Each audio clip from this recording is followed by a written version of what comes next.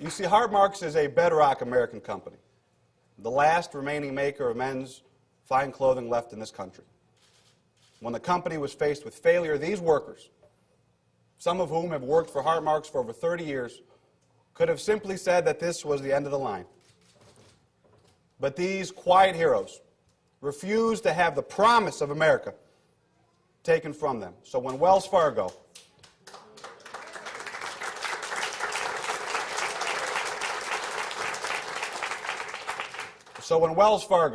a bank which was bailed out by the taxpayers to the tune of $25 billion, threatened to liquidate 1,000 good-paying jobs here in Illinois alone, we made it clear.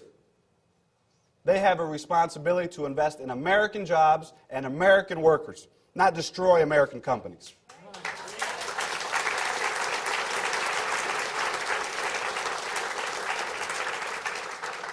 The American taxpayer is not an ATM for corporate America.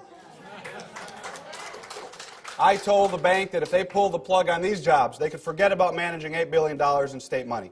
They relented, did the right thing, and sold Hartmarks to a buyer that will save these jobs.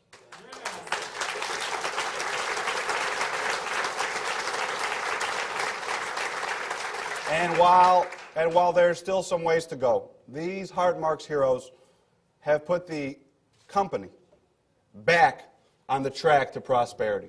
Thank you, guys.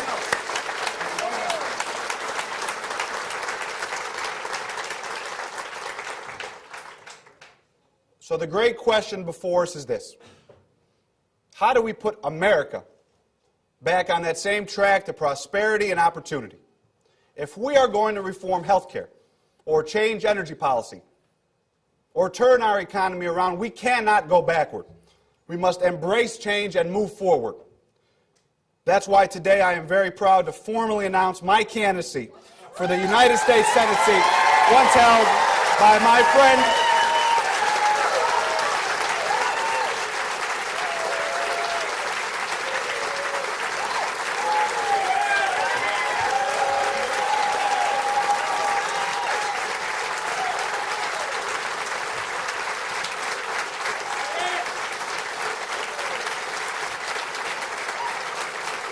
a seat that was held by my friend, my mentor, and my inspiration, President Barack Obama.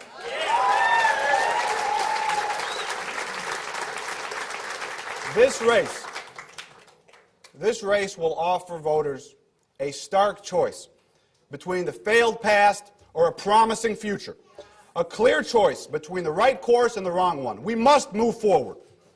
We are at a seminal moment in this nation's history, where the decisions that are made over the next few years will shape our nation for generations. Now is the time to move forward. While the problems we face as a nation, a war on the middle class at home and two very difficult wars abroad, present tremendous crisis, it also presents unprecedented opportunity. My parents taught me that in a crisis you have two choices. You can sit back or you can stand up. And they didn't cross an ocean to sit back.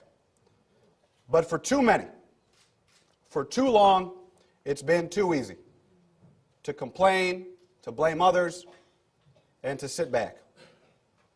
This is especially true of younger generations, who too often look at the world with a cynical eye. But maybe, just maybe, out of the daunting and intimidating problems that plague our nation, we have a once-in-a-lifetime opportunity for a generation to stand up and lead us into a new future. Stand up to those who created this crisis.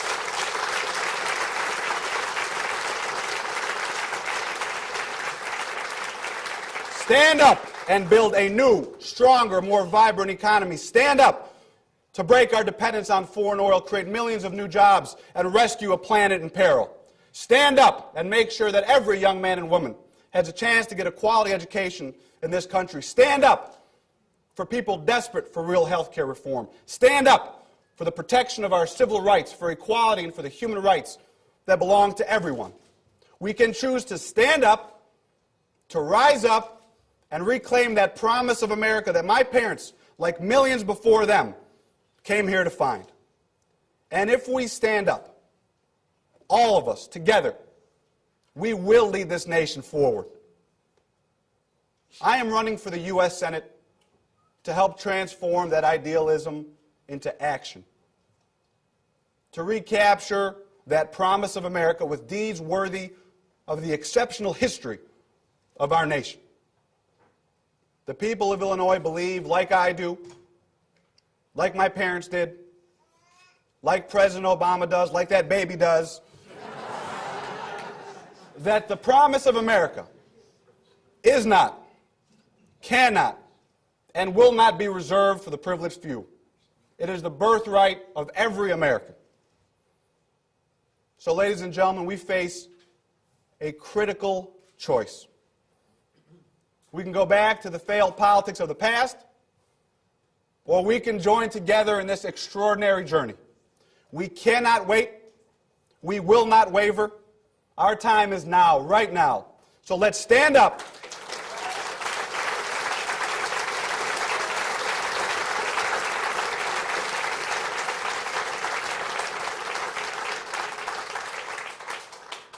So let's stand up together, go forward, and write the next great chapter in American history. Thank you very much. God bless America. Thank you again. Thanks again. I love you. I love you. Thank you. Thank you very much. Thank you very much. Thank you, sir.